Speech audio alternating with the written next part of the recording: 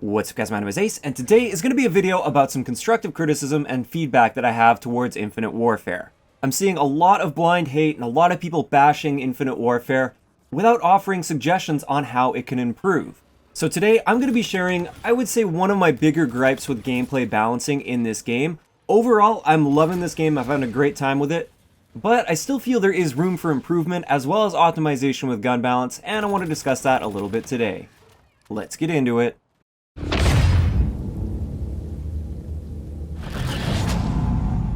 Alright guys, so for me personally, one of the bigger issues that I'm seeing in this game with overall gun balancing and that meta of gun balancing is assault rifles and LMGs seem to be extremely dominant in this game. There are very few situations with this map design and the way the guns are balanced. There are very few situations where it's better to have an SMG than an assault rifle or an LMG. Or where it's better to have a shotgun than an assault rifle or an LMG. Or even have a sniper rifle over an LMG or an assault rifle. I find these classes completely dominate the meta, and I feel just changing one value for these weapon classes would improve the game significantly in a few different ways. This value is sprint out time.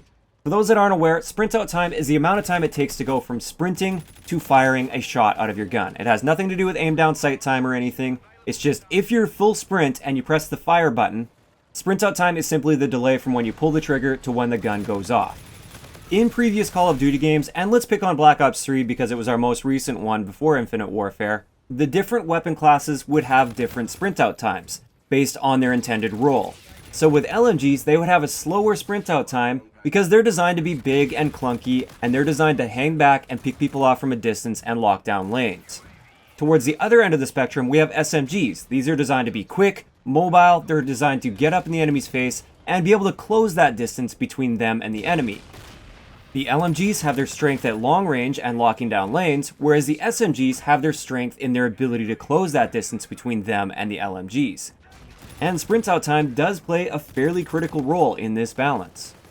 In Infinite Warfare, all of the weapon classes have identical sprint out times and very fast sprint out times at that. This means that an LMG user can now get away with sprinting around the map and being very aggressive, which is now encroaching on SMG's territory. But there's no trade-off for that. The SMGs didn't get more damage at range or less recoil to compensate for this. They're still limited in their way.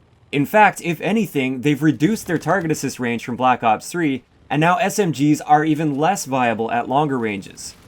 So LMGs and assault rifles have become more viable within SMG ranges, but SMGs have become less viable within assault rifle and LMG ranges.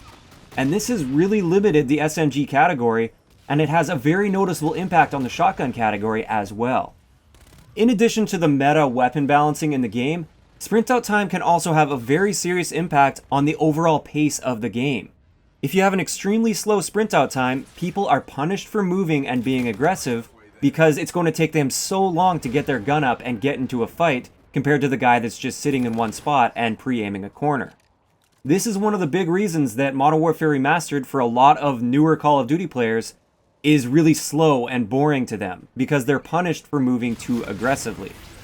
Now, I feel there is a nice balance to strike here between Modern Warfare Remastered sort of sprint out time and Infinite Warfare sprint out time, and I think it should be balanced per weapon type. This is why the number one gameplay change that I would make to Infinite Warfare is increasing the sprint out time by 50 milliseconds for assault rifles, and also for LMGs, although with LMGs perhaps even add a little bit more, like 75 milliseconds to the sprint out time. I feel this would have a very large and positive effect on the overall game. First up, it would make SMGs as well as shotguns a lot more viable again, because now if you try to be aggressive with an assault rifle or an LMG, you are going to be outclassed by the people that are being aggressive with SMGs and shotguns because they can sprint out and get their first shots on faster. And this wouldn't significantly impact the assault rifle and LMG's viability within the ranges where they're supposed to be viable, at the mid to longer ranges. They would still be just as viable there, they would just lose a little bit of that up-close viability. This would suddenly give the SMGs their more dominant role up close again, and I'm fine with them leaving the aim assist ranges as they are for the SMGs. That was one of my complaints, one of my issues, is they reduced that target assist range for SMGs, but I feel this sprint out time change would actually fix that issue quite a bit. I'm fine with not being able to comfortably challenge assault rifles and LMGs at those slightly longer ranges with SMGs, but I should at least be dominant up close with my SMG. Another thing that this increase to the sprint out time would do, it would slow the game down a little bit and make it less chaotic for a lot of players.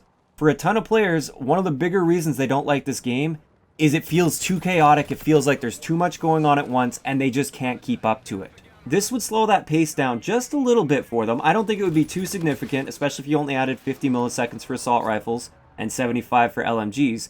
It wouldn't be so significant that the game would become slow and campy and boring, but it would slow things down just that little bit for those people that can't handle all the action. I also feel this would lead to less of those connection complaints. We know, especially when the game first launched as well as in the beta, one of the bigger complaints is you die too fast. You see a player and then you just suddenly melt it off the map, just instantly. A fast sprint out time does contribute to this because everything's just happening so much faster and it's so quickly. Everything's happening within a couple frames. If you were to slow that sprint out time down a little bit just for the assault rifles and LMGs, it would lead to less of those situations where you see a guy sprinting and then suddenly it feels like a millisecond later you're dead. Now obviously this wouldn't actually make the connections any better, it would just change our perception of some of the situations a little bit because things would happen a little bit slower and our brains could actually handle what was just going down. I honestly feel this would lead to a lot less complaints in that particular area. So I know there are a few developers that sometimes watch my videos. If you happen to be on the development team or have access to the development team, I would love it if at the very least this video just spurs a conversation with you guys. Obviously, I don't have access to all the global stats and everything, so I can't see how the weapons are performing and everything like that. But I strongly feel that LMGs and assault rifles have been very dominant in this game. They seem to be the ones that are at least used the most. If you go and watch any of the pro games as well, all the pros essentially are running assault rifles. I think this change to sprint out time would have a lot of positive impacts in several different areas. What do you guys think about this change to the sprint out time? Do you think it would be a positive change? Do you have any reason to maybe think that this would have a negative impact on the game? And also, what other constructive feedback would you have towards Infinite Warfare? This isn't about bashing the game, this video is about constructive feedback. So what constructive feedback do you have for the developers? If you enjoyed the video, a like rating is always appreciated, and don't forget to subscribe for more if you haven't already. I'll talk to you guys next time.